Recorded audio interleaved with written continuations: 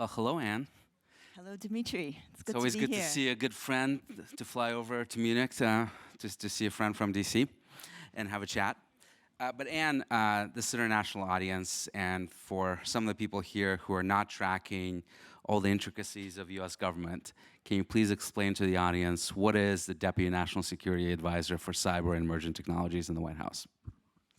Okay. Well, good afternoon, everyone. It's great to be here. It was really good to hear the warm welcomes and indeed to see a group that comes from all around the world to take on such a hard challenge. And I think the way we heard talked about that cybersecurity has become national security because it impacts lives of our citizens each and every day. So in the United States, we have the policy level and the operations level. So I lead our policy level coordination in the White House across the interagency, bringing together all of the various tools of national power. Our treasury, so the financial tools, for example, that we talk about that we use to designate, whether it's very recently, Iranian hackers who had attacked our water system. Our regulators, as we are working to put in place, as the Vice President noted, a version of European regulations across our critical infrastructure. Certainly our national security community, our military, when we consider potentially how to deter certain operations, our intelligence community, and our law enforcement, which has increasingly become a powerful player in the way we tackle certain kinds of cyber threats. So my job is leading the coordination of all of our policy work, bringing those tools together across the US government, and then tracking implementation to ensure we have effective, to the point the Vice President made, on the ground translated into action. So let's talk about a couple of those policies. Ransomware. That's been one of your focus areas since you started the job. One of the first things that happened, of course, a few months into your job was Colonial Pipeline that brought this issue to national attention in a way that you haven't really seen before. You launched counter-ransomware initiatives with how many at this point, nations? 35 or? At this point, it is 56 okay. countries. I've lost track. It's a positive change, though. So can you talk about some of the accomplishments you've gotten out of bringing all those nations together, and what specifically are they working on in that initiative? Absolutely. So the counter-ransomware initiative really shows the power of teamwork. Teamwork within each country and teamwork internationally. Why was it necessary? Ransomware is the classic transnational problem. You have attackers in a specific set of countries using infrastructure that's usually globally, where they can stand up servers and infrastructure, attacking victims around the world. For example, the set of Romanian hospitals that were attacked earlier this week. We have a major children's hospital in Chicago that's still recovering from a ransomware attack. And what's funding and financing it is the epitome of transnational cryptocurrency and the cryptocurrency ecosystem that really allows movement of funds around the world. So we recognize that to take this on required an international partnership that looked at the two key elements of tackling hard problems in cyberspace: policy and operations. So what does the group do? The group brings together, we mentioned, 56 countries, the European Union and Interpol, first on a common platform where countries can share tactics and techniques, tools, and coordinate during an incident. Second, to set common policies. So for example, we set the first common policy that countries will not pay ransoms, the countries itself. So if a country is attacked, because of a recognition that each ransom payment incentivizes. Is that at a national level, or does it go down to the states and local municipalities? As usual, Dmitri asks the focus hard questions. Right now it is at the national level. To your point, state and local governments is a challenge we need to take on next. So it brings those groups together, and importantly, as I mentioned, within the United States, we've started using a far broader set of tools to tackle the problem. For example, really working across our treasury departments around the world to put in place know your customer rules for cryptocurrency exchanges, disruptions of infrastructure with partnership with countries like Germany and the Netherlands. So a part of the counter-ransomware initiative is not only the international partnership, but that each member country starts building that integrated team as well, to be able to most effectively use the tools in their own fight. So do you think you've had real effects on raising the bar for some of these actors they're operating, let's face it, in jurisdictions you can't necessarily get them, Russia, for example. And has it become more difficult for them to orchestrate these attacks, procure infrastructure, cash out, cryptocurrency, and the like?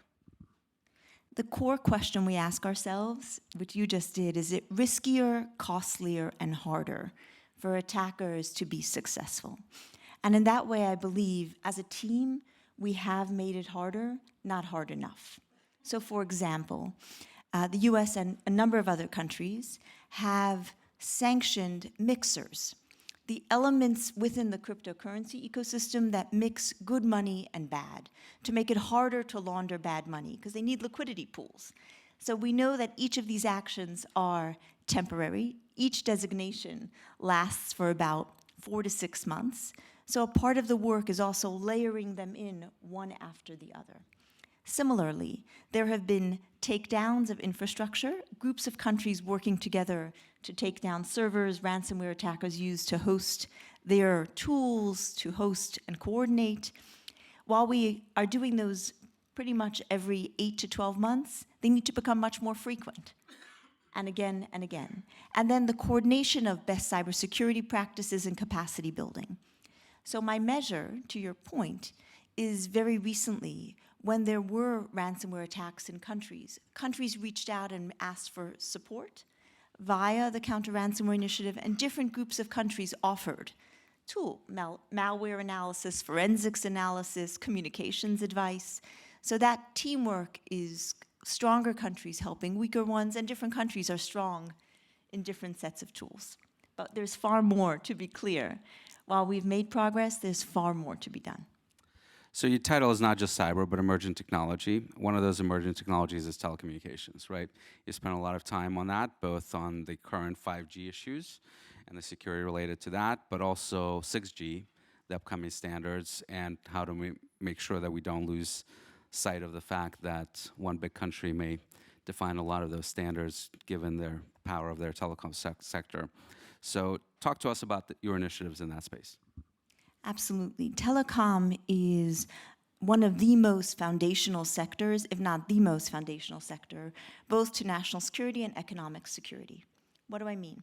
Our nation's secrets cross our telecom networks. Our companies' intellectual property, their future R&D, so the future of jobs in each of our countries is fundamentally reliant on good connectivity.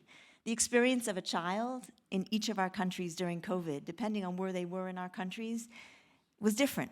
And in an ideal world, we want the experience of a child, the experience of a company, whether they're in a rural part of the country or in a city, to have good, solid, reliable, safe, and secure connectivity.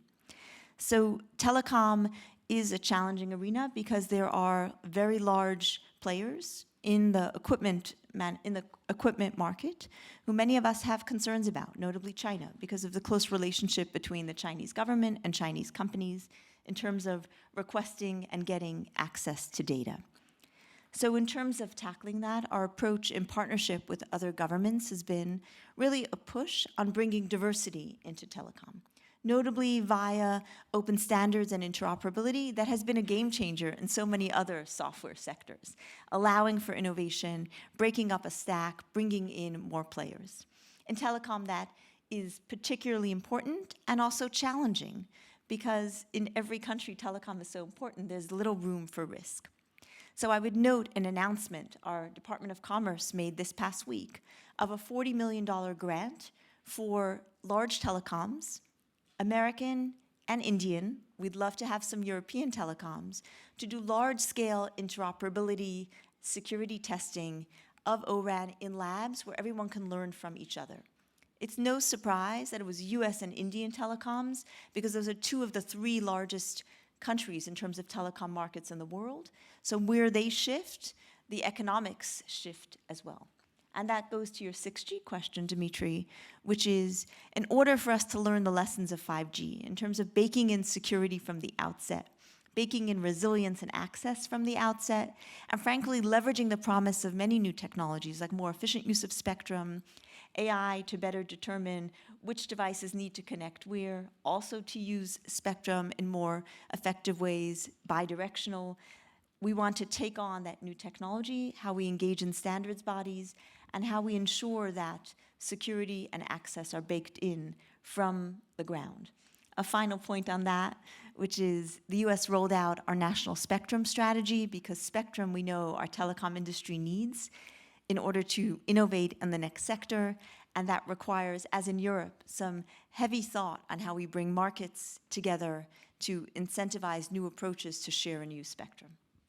So I don't want to get you off the stage before asking you about a major threat that has been getting a lot of attention in the US government in recent months. You recently had testimony from senior officials like the FBI director about this threat in front of Congress, and that is the threat vector called Typhoon, the threat actor, that is, has a connection to the Chinese state and has been penetrating infrastructure all over the US and other countries as well.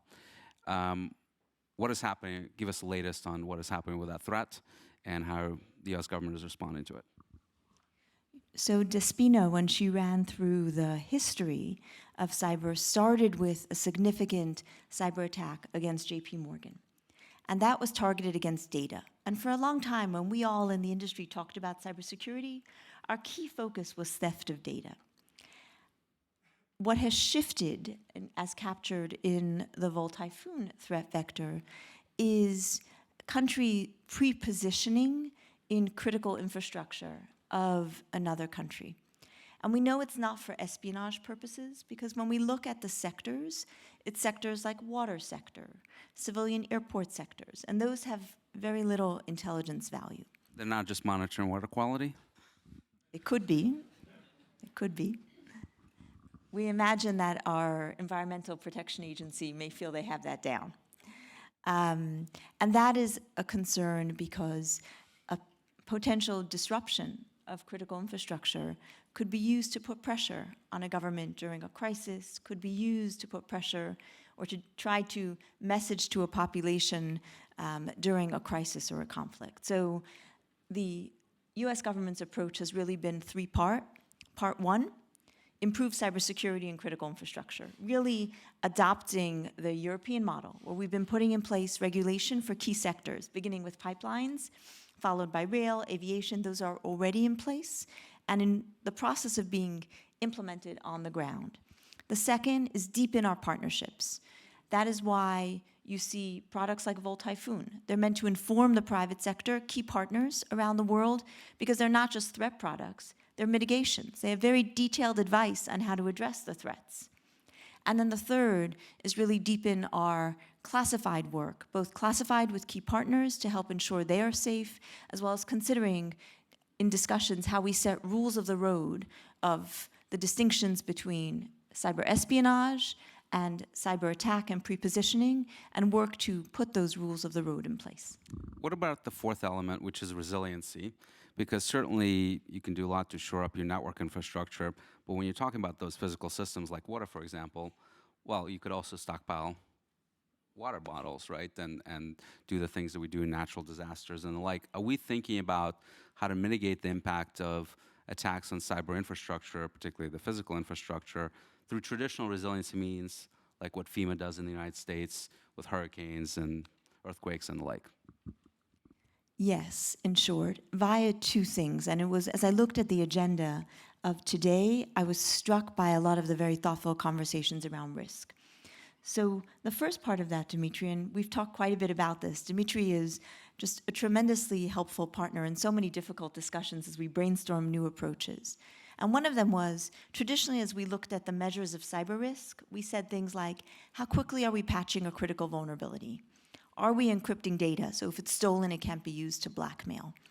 We need to shift, to your question, Dmitri, to operational measures. If a hospital is hit, how long till that emergency room recovers? If a pipeline is hit, we cannot have people queuing at gas stations for 6 days. So we need to translate the cyber measures to the operational measures and combine them with physical ones.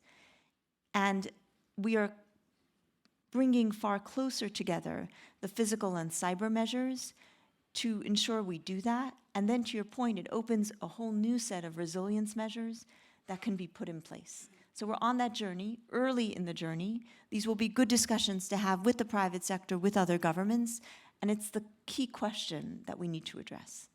All right, well, I have a million more questions, but unfortunately, I'm afraid of that red card. So thank you so much, Anne. This was a terrific conversation. Thank you, Dmitri. Thank you all for hosting.